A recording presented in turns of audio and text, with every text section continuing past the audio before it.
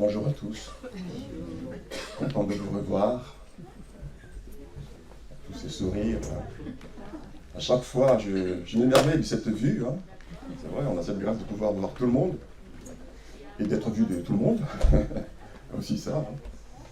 Voilà, notre sœur Hélène a introduit ce message. On voit que le Seigneur est vraiment formidable. Hein. C'est son œuvre. Hein. Voilà, nous on est là et on est ses serviteurs, ses servantes, mais c'est l'œuvre de Dieu. Hein. Alors, je vais vous lire un long texte, 21 versets ce matin, parce que je pense que c'est utile pour ce message. C'est dans Matthieu chapitre 6. Matthieu chapitre 6. Un texte que nous connaissons tous très bien. Hein. Matthieu 6, les versets 1 à 21. Que je vais vous lire. Matthieu chapitre 6, verset 1 au verset 21. Gardez-vous de pratiquer votre justice devant les hommes pour en être vus. Autrement, vous n'aurez point de récompense auprès de votre Père qui est dans les cieux. Lors donc que tu fais l'aumône, ne sonne pas de la trompette devant toi, comme font les hypocrites dans les synagogues et dans les rues, afin d'être glorifiés par les hommes. Je vous le dis en vérité, ils reçoivent leur récompense. Mais quand tu fais l'aumône, que ta main gauche ne sache pas ce que fait ta main droite, afin que ton aumône ne se fasse en secret, et ton Père qui voit dans le secret te le rendra. Lorsque vous priez, ne soyez pas comme les hypocrites, qui aiment à prier debout dans les synagogues et au coin des rues, pour être vus des hommes. Je vous le dis en vérité, ils reçoivent leur récompense. Verset 6. Mais quand tu pries, entre dans ta chambre, ferme ta porte, et prie ton Père qui est dans les cieux, qui est là dans le lieu secret, et ton Père qui voit dans le secret te le rendra. En priant, ne multipliez pas de vaines paroles comme les païens, qui s'imaginent qu'à force de paroles, ils seront exaucés.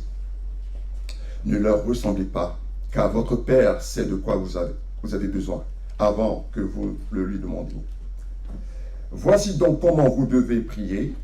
Notre Père qui est aux cieux, que ton nom soit sanctifié, que ton règne vienne, que ta volonté soit faite sur la terre comme au ciel.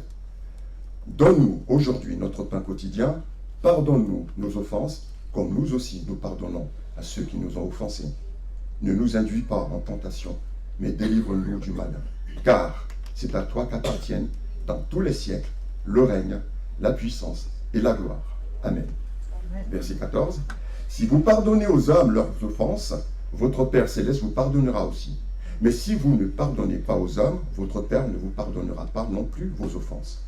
Lorsque vous jeûnez, ne prenez pas un air triste comme les hypocrites qui se rendent le visage tout défait pour montrer aux hommes qu'ils jeûnent. Je vous le dis en vérité, ils reçoivent leur récompense. Mais quand tu jeûnes, parfume ta tête et lave ton visage, afin de ne pas montrer aux hommes que tu jeûnes, mais à ton Père qui est dans le secret, dans le lieu secret, et ton Père qui voit dans le secret te le rendra. Ne vous amassez pas des trésors sur la terre, où la teigne et la rouille détruisent, et où les voleurs percent et dérobent. Mais amassez-vous des trésors dans le ciel, où la teigne et la rouille ne détruisent point, et où les voleurs ne percent ni ne dérobent. Verset 21. Car là où est ton trésor, là aussi sera ton cœur.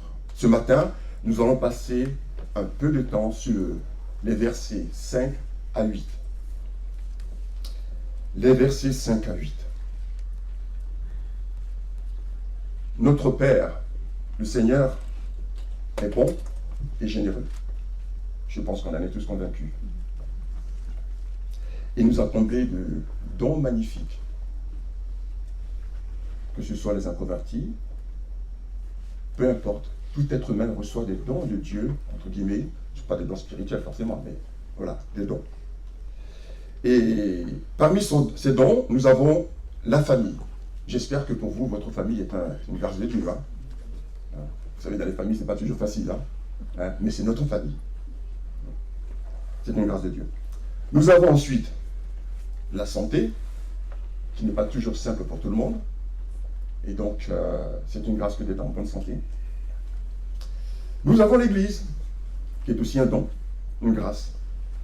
Nous avons le service chrétien. J'espère que chacun de nous sert le Seigneur. Je suis toujours un peu surpris d'entendre parfois certaines personnes dire « je ne sais pas quoi faire pour le Seigneur ». C'est pas possible. Ne serait-ce que de seconder ceux qui font quelque chose. Voilà. On ne peut rester sans servir le Seigneur. Mais le service pour le Seigneur est une grâce, c'est un don. Il y a ensuite la connaissance de la parole de Dieu, qui est aussi une grâce. Nous savons beaucoup de choses aujourd'hui que nos aînés ne savaient pas. C'est une grâce. Tous ces moyens sont donnés par Dieu pour nous rapprocher de lui. Et pourtant, l'être humain a une capacité extraordinaire, celle de transformer les dons de Dieu, les bénédictions de Dieu, en idoles.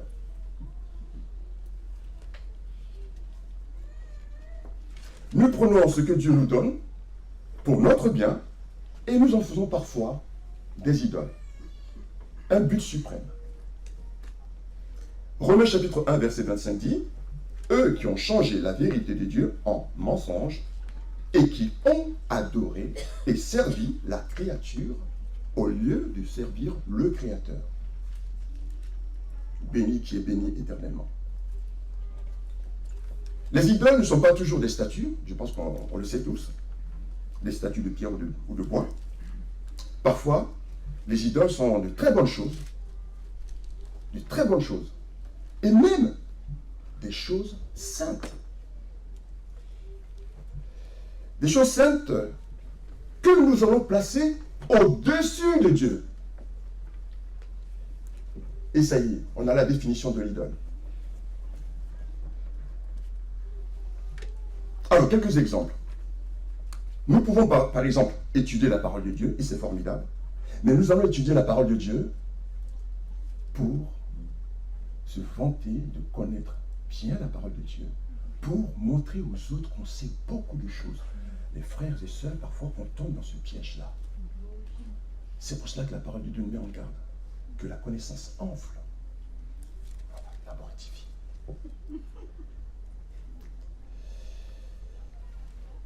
Nous pouvons par exemple aussi servir activement dans l'Église, encore une fois, pas pour de bonnes raisons, mais pour épater tout le monde, pour montrer aux autres qu'on est spirituel et plus spirituel qu'eux.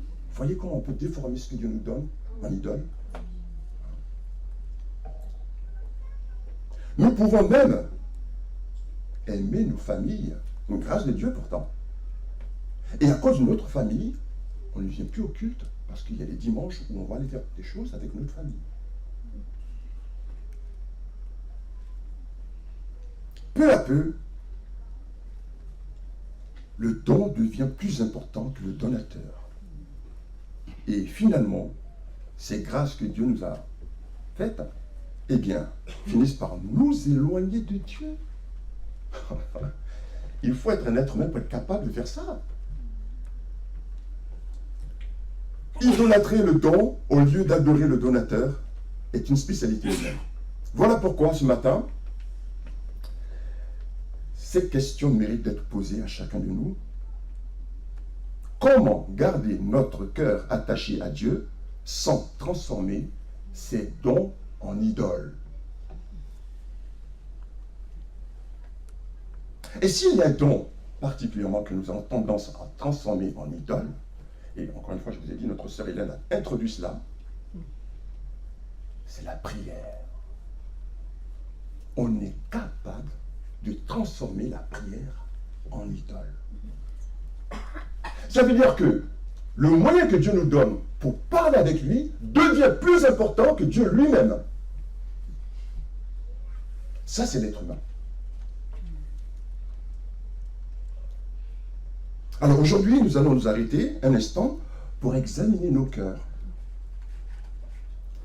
Comme la prière, un don si merveilleux, si saint, peut-elle devenir une idole? Et comment retrouver une prière centrée sur Dieu lui-même? Alors, ce matin, chers frères, chères sœurs, recherchons chaque jour, Dieu nous appelle à rechercher chaque jour à être dans la présence, dans sa présence. C'est ça l'objectif de la prière. Être dans la présence de Dieu. Nous devons chaque jour courir vers la présence du Père, pas vers la prière. Alors on peut dire plusieurs choses concernant ceux qui minimisent cela, parce que ce n'est pas toujours apparemment évident encore pour nous tous, que de rechercher la présence de Dieu. Ceux qui mettent de côté la prière comme Dieu la veut, finissent par perdre beaucoup de bénédictions. Ils passent à côté de beaucoup de joie et de paix. Parce que c'est l'objectif. Ils finissent par avoir une vie fragile. Ils n'ont pas de communion régulière avec Dieu, avec le Père.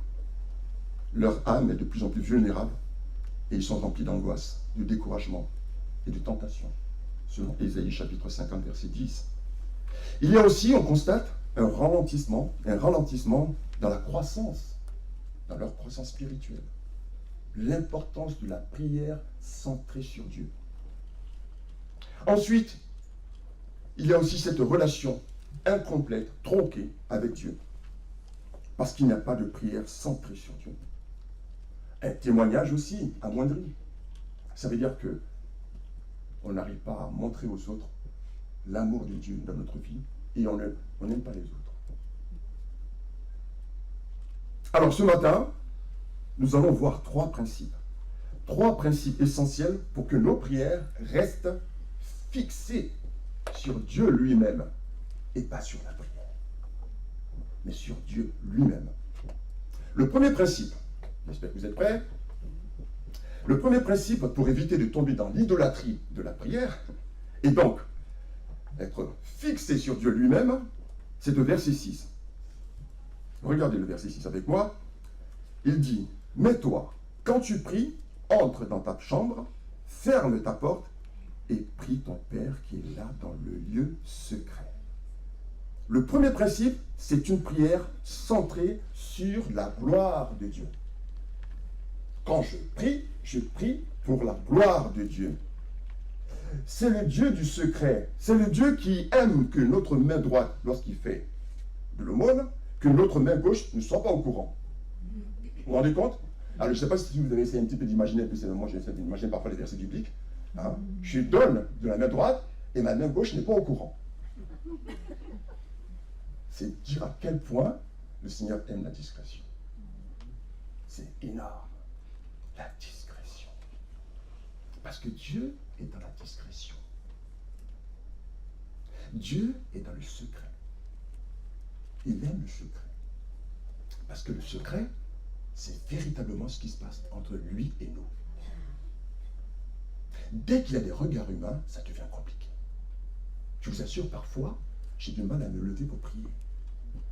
En public. Pas parce que je suis timide, mais parce que je me dis, mais est-ce que tu es prêt là? Est-ce que tu es prêt?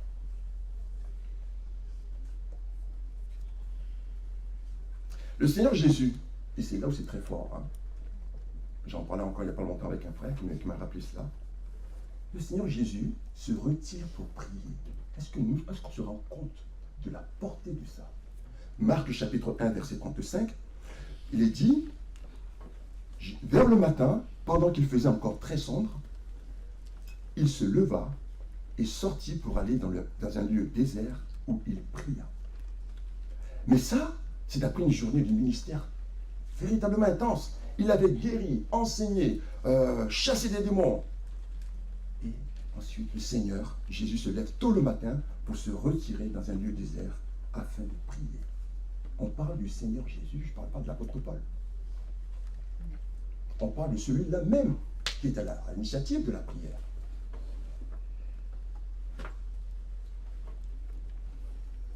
Le serviteur de Dieu ne se nourrit pas de succès. Il se nourrit de la présence de Dieu. Frères et sœurs, celui qui rate la présence de Dieu, il rate sa vie chrétienne. Il devient religieux. Il perd tout.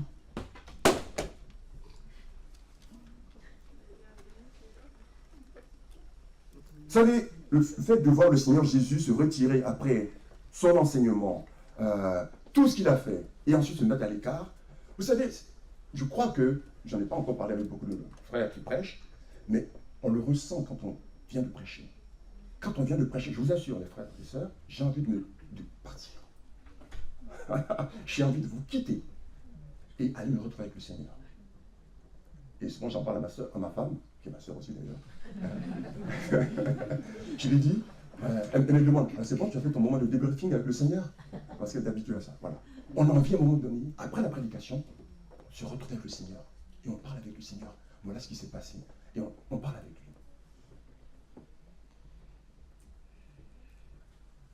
Ce que le Seigneur veut, c'est une prière qui est centrée sur lui. Pas sur l'image qu'on renvoie aux autres. Chaque matin, chaque soir, prenons ce moment-là, seul avec Dieu. Qu'on ne soit pas encore obligé de nous dire, est-ce que tu as pensé à prier? Que le Seigneur nous rappelle, est-ce que tu as pensé à prier? Et avant de prier, se demander, est-ce que je cherche la gloire de Dieu, plaire à Dieu, ou impressionner quelqu'un? Et alors, vous savez comment faire pour savoir si on est vraiment en train de glorifier Dieu par nos prières? On arrête de demander et on loue Dieu pour ce qu'il est, pour ce qu'il fait dans notre vie. Déjà, la louange, c'est la preuve. Si on est capable de se retrouver seul dans sa chambre et louer Dieu, seul, sans regard, ça y est, on a compris. C'est ça, être seul avec Dieu. Mais quand je suis seul avec Dieu, je passe mon temps à lui demander. Et en plus de dire à Dieu, je te fais quelque part, tu vois, comme je suis spirituel, je te demande à toi. En quoi est-ce que c'est spirituel ça, de demander? Même les inconvertis le font. Hein. Ils demandent. Hein. Vous savez, les inconvertis, ils ne croient pas en Dieu jusqu'au moment où il y a un danger. Il y en a qui deviennent très spirituels. Hein. Je ne sais pas, vous avez déjà vu dans des vidéos parfois sur YouTube, quand un avion, dans l'avion, et qu'il semble que l'avion, enfin les choses se passent mal. Vous entendez tout le monde prier. Hein. Alors, dans le danger, tout le monde devient très spirituel. Frères et sœurs, la prière qui est centrée sur Dieu, pour la gloire de Dieu, c'est celle qui loue Dieu pour ce qu'il est. Est-ce qu'on a déjà remercié Dieu? Louer Dieu pour ce qu'il est. Parce qu'il est tout puissant, mais vraiment tout puissant, et il est bon. Imaginez-vous quelqu'un qui est tout puissant, qui n'est pas bon. Qui vous a créé pour vous torturer. Non, parfois je me fais un peu des pensées comme cela. Mais imaginez ça, quelqu'un que vous créez pour vous torturer. Vous allez faire quoi? Mais lui, le Seigneur, il est tout puissant et il est bon. Mais ça mérite des louanges. Et si on ne loue pas Dieu, on n'a rien compris. C'est ça une prière qui est centrée sur la gloire de Dieu.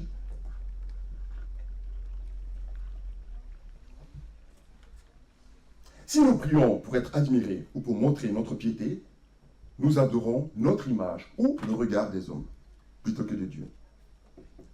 La prière devient alors une idole, frères et sœurs. Elle prend la place que seul Dieu doit avoir. Est-ce que lorsque je prie publiquement, je prie de la même manière que quand je suis tout seul?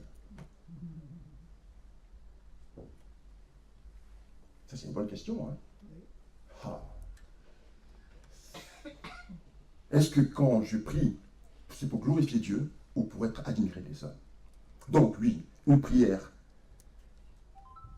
Notre prière doit être centrée sur la gloire de Dieu. Ça, c'est le premier principe. On en a 3. Maintenant, on va attaquer le deuxième principe. Deuxième principe, pour éviter de tomber dans l'idolâtrie de la prière, et en même temps, pour glorifier Dieu, pour avoir une vie qui est réellement fixée sur Dieu lui-même et pas sur la prière. Deuxième principe, c'est le verset 7. Le verset dit, « En priant, ne multipliez pas de vaines paroles comme les païens. » Deuxième principe donc, c'est avoir une prière qui est centrée sur la fidélité de Dieu, sur la foi en la fidélité de Dieu. Parfois, nous prions comme des inconvertis. Est-ce que je crois que, posons-nous la question, est-ce que je crois que Dieu tient compte de ma prière si j'ai prié une seule fois sur le sujet? Une seule fois. Ou est-ce que j'ai le sentiment que si je ne le dis pas au moins 3 fois, il n'a pas entendu?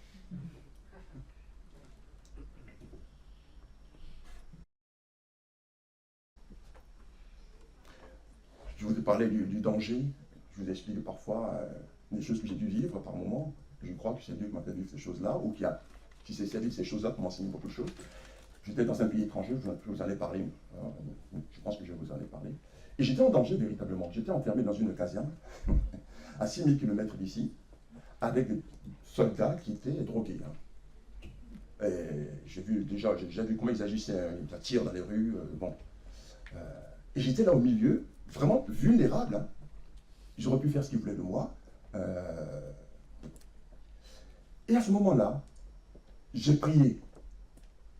Est-ce que vous pensez que quand j'ai prié, je me suis mis à réfléchir pour savoir quel mot je pourrais dire au Seigneur? Quelle est la profondeur du mot que je pourrais utiliser? Qu'il soit si beau. J'ai dit, Seigneur, au secours.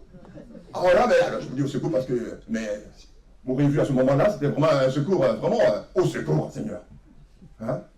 Je n'ai pas réfléchi à ça. J'ai dit, Seigneur, viens à mon secours. Parfois, nous prions comme si le Seigneur n'est pas fidèle dans ses engagements. La foi, c'est faire confiance à Dieu, de faire confiance à Dieu, avant même de parler. C'est croire qu'il nous entend. Il n'a pas besoin d'entendre notre voix, le Seigneur. Il sait déjà, et même mieux que nous, ce que nous allons lui dire. Parfois, on essaie d'expliquer les choses à Dieu. Il n'a pas compris parfois. On lui explique les choses. On lui explique notre situation, tu vois, Seigneur. Et parfois, il y a des personnes qui entendent le Seigneur dire, oui, mais tu as oublié de dire ça, et ça, et ça. Tu n'as pas dit ça, tu n'as pas dit ça. Lui, il sait tout. Il sait tout, absolument tout de ce que je vais lui dire. Parlons au Seigneur simplement. Simplement. On ne peut pas impressionner le Seigneur. On n'a pas besoin de longues formules. Déposons nos demandes avec confiance et laissons-le agir. Parfois, certaines prières ressemblent à des formules magiques. Si je ne dis pas ça,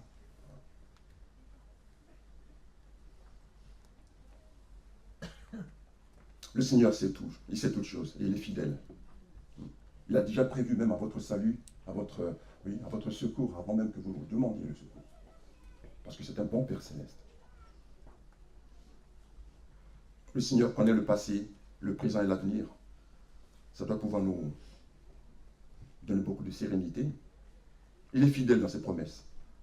Nous devons prier avec confiance. Arrêtons de prier comme si Dieu pouvait se tromper. Comme si Dieu oubliait ses promesses. Ésaïe chapitre 46, versets 9 à 10 dit, et c'est Dieu qui parle, « Souvenez-vous de ce qui s'est passé dès les temps anciens, car je suis Dieu, il n'y en a point d'autre. Je suis Dieu, et nul n'est semblable à moi. J'annonce dès le commencement ce qui doit arriver, et longtemps d'avance ce qui n'est pas encore accompli. Je dis, mes arrêts subsisteront, et j'exécuterai toute ma volonté. Vous êtes les enfants de Dieu, et vous êtes dans la main de Dieu. » Nous n'allons pas prier comme si quelque chose, nous on peut faire quelque chose dans notre... c'est grâce à nos prières que Dieu va agir. Il agit déjà avant qu'on arrive. Et nous allons le voir, j'espère, d'ici à la fin de ce message, pourquoi Dieu veut qu'on prie. Oh, là, je me mets en danger, là. Voilà, on va voir ça. Je crois avoir compris. Parce que je pense qu'on est un peu tous pareils. Mais Seigneur, pourquoi tu veux qu'on prie? Tu sais toutes choses. Pourquoi aller vers toi? Je pense avoir compris. Bon, on verra. Vous savez, maman est décédée, vous êtes au courant, elle est partie. Mais avant de partir, elle devait avoir une opération. Je pense que j'en ai parlé aussi. Une opération du foie, et ce n'était pas la première fois. Et apparemment, quand on a une opération plusieurs fois du foie, c'est dangereux. Voilà. Et le médecin nous a fait comprendre que, vous savez, les médecins, c'est pas évident d'être médecin. Franchement, parfois, parler aux gens, et vous savez qu'ils sont en train de pleurer, voilà, comment leur dire la vérité sans leur dire vraiment la vérité. Bon, moi, je le comprenais, il me parlait en balbutiant, le pauvre. Voilà, donc, bon, voilà. Et j'avais bien compris le message. Je vous assure, je suis entré dans ma voiture, je me suis mis à pleurer. Pleurer. Je me dis, mais Seigneur, mais moi, je ne suis pas prêt. Je ne suis pas prêt du tout. Je dis, mais comment je vais m'occuper de l'enterrement de maman? Je n'ai même pas un rond. Vous voyez, c'est comme ça que je parle au Seigneur. Ouais, mais en public, il ne dit pas, je n'ai pas un rond, vous voyez. Mais sur les salles avec le Seigneur, je n'ai pas un rond. Voilà. Et il comprend tout à fait. Voilà. Et Le Seigneur, vous savez ce qu'il a fait? Il lui a donné quelques mois en plus. Même, je crois, même une année et demie, je crois. Voilà. Parce qu'il est pitié de moi. Vous voyez, c'est ce que je crois. Hein? Pas pitié de maman, parce qu'elle, elle va auprès de lui, elle est tranquille. Hein? C'est nous hein, qui en souffert de cela. Et c'est ce qui se passe. Mais bon, on sait où elle est, on est tranquille. Hein? Vraiment. Hein? Et le Seigneur, bon, hein, il est vraiment bon parce qu'il m'a préparé. Je vous assure que, alors, beaucoup de gens ont eu beaucoup de... Vous savez comment ça se passe, hein? Les gens viennent... voilà, ils sont... Mais j'étais préparé. Il m'a préparé. Il a temporisé, et il a préparé. Tout ce temps-là, j'ai eu le temps de dire au revoir à maman. Voilà, c'était magnifique. Donc, pour dire que lorsque j'ai prié avec sincérité, j'ai prié simplement. C'était le vrai moi qui parlait au Seigneur. C'était pas de la comédie, c'était pas des mots qu'il fallait trouver. Soyons simples. Vous savez, notre Dieu, et c'est ça qui est étonnant, on ne peut pas être plus simple que lui. Et on ne peut pas être plus complexe que lui.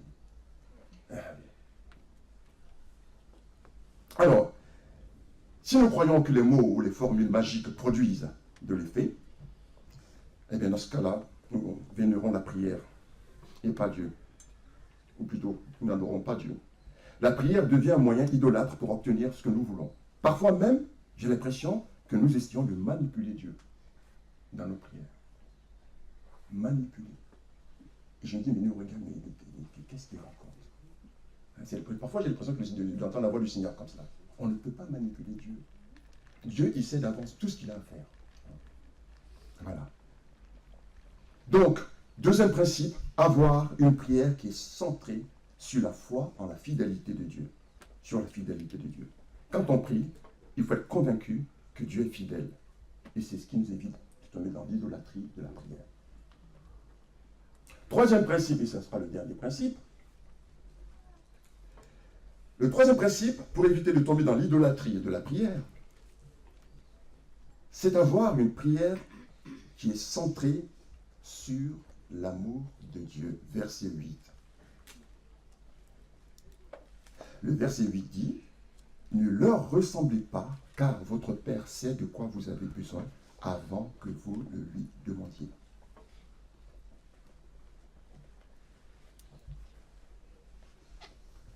Les deux principes se ressemblent.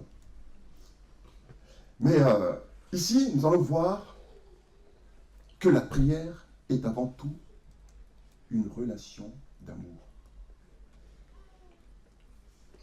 Si je vais prier et je mets de côté cette dimension, il y a quelque chose qui manque dans ma prière.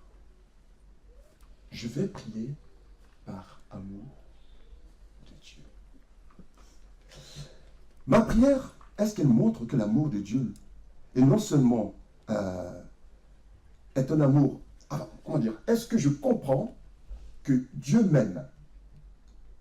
Est-ce que je comprends que Dieu m'aime et que quand je vais vers le Seigneur, ce n'est pas seulement pour recevoir de Dieu?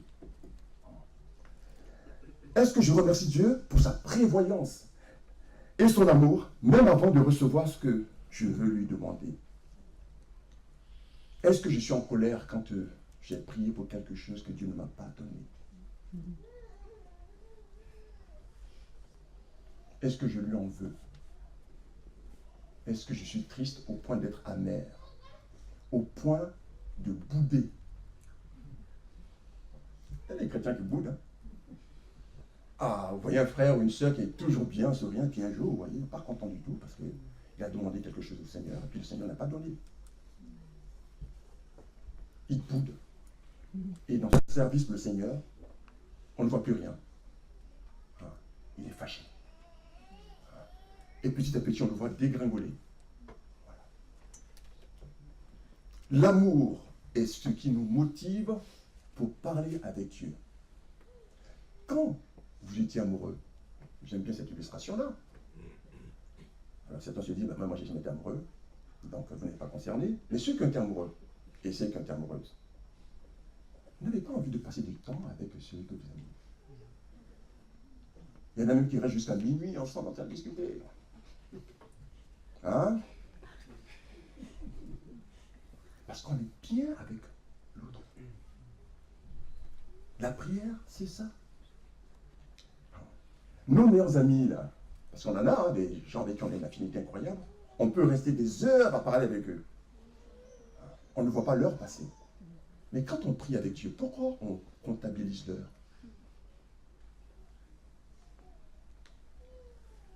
Seigneur, j'ai trop parlé là. Bah, de toute façon, tu n'as pas tellement besoin de ça, tu es Dieu. Hein. Surtout les excuses. Hein.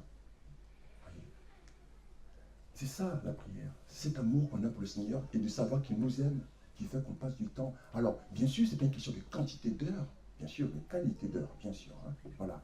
Mais attention à ne pas comptabiliser le temps que nous passons avec Dieu dans la prière. Attention à ça.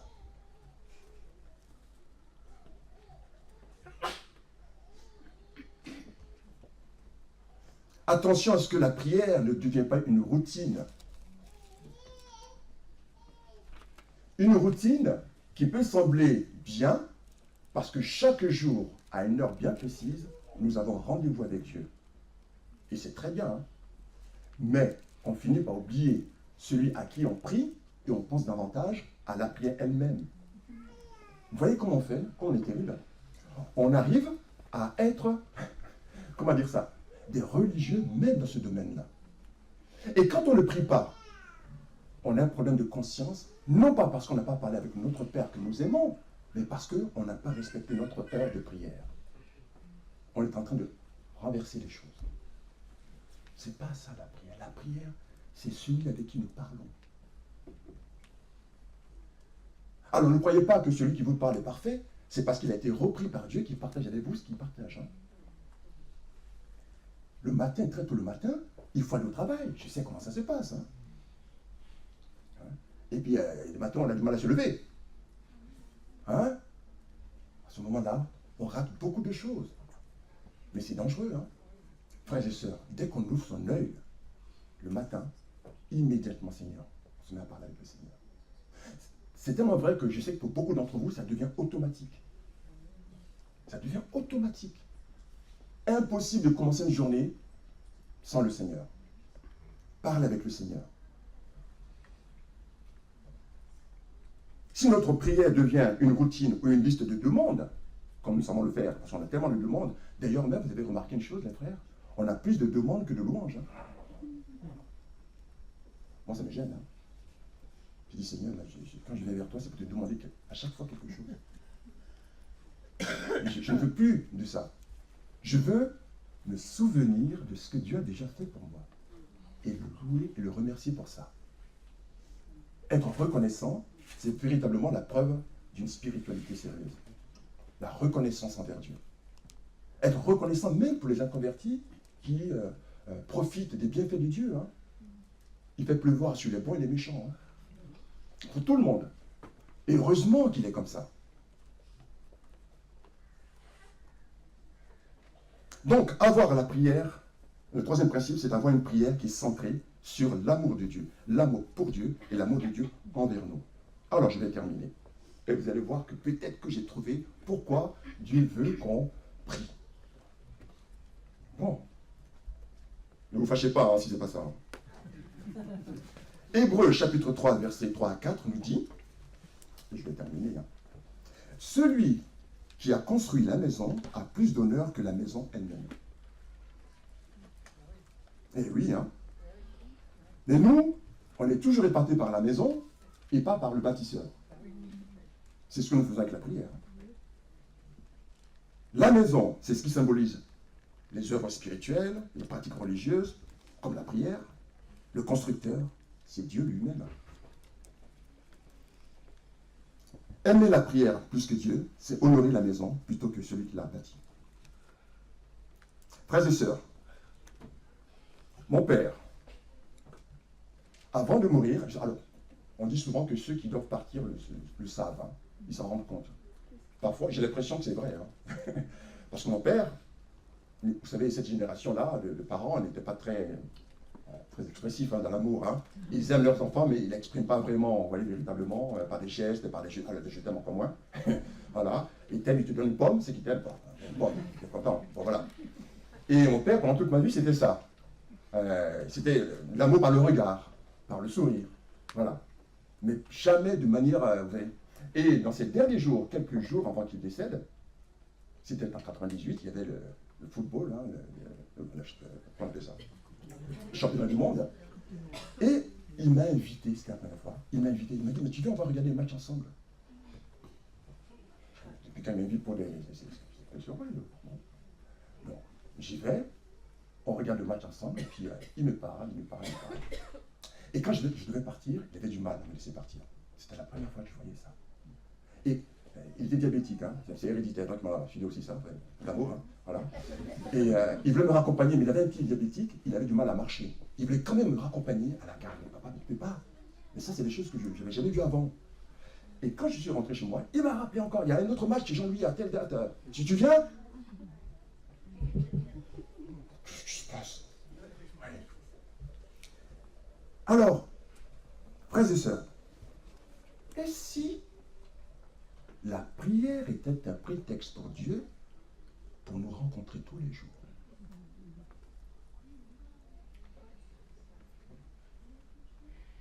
Est-ce que ce n'est pas pour ça que Dieu veut qu'on prie? Il tient à cette rencontre quotidienne. Et il a trouvé le moyen pour qu'on puisse être dans cette communion, dans sa présence, en passant par la prière. Parce que Dieu, il sait toutes choses, même avant nous. Il n'a pas besoin qu'on lui parle. Il sait. Et comme il est d'amour, il prévoit même le salut, de nous sauver, avant même que nous lui rendions. C'est ce que dit le Seigneur Jésus ici. De telle sorte que, il est dit, ce que le Seigneur Jésus-Christ a dit au verset 21,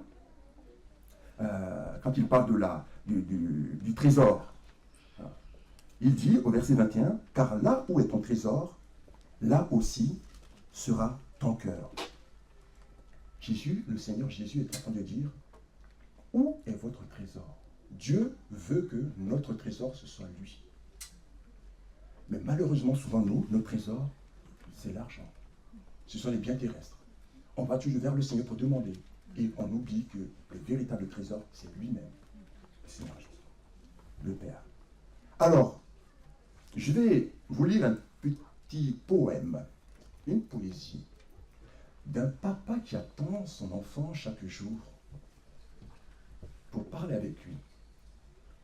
Alors j'essaie d'imaginer le père qui attend ses enfants pour prier, pour être ensemble dans la présence de Dieu.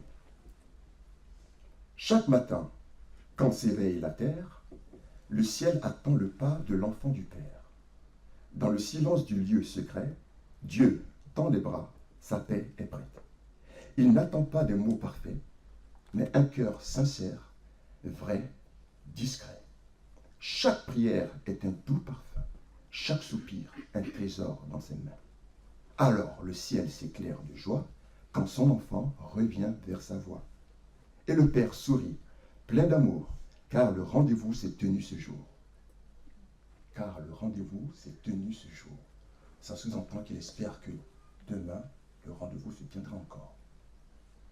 Dieu t'attend chaque jour, ton Père du ciel, dans le lieu secret, loin du superficiel.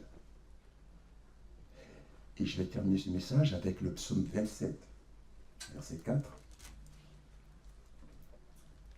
Je demande à l'Éternel une chose, que je désire ardemment. Je voudrais habiter toute ma vie dans la maison de l'Éternel pour contempler la magnificence de l'Éternel et pour admirer son temple. Frères et sœurs, recherchons chaque jour la présence de Dieu.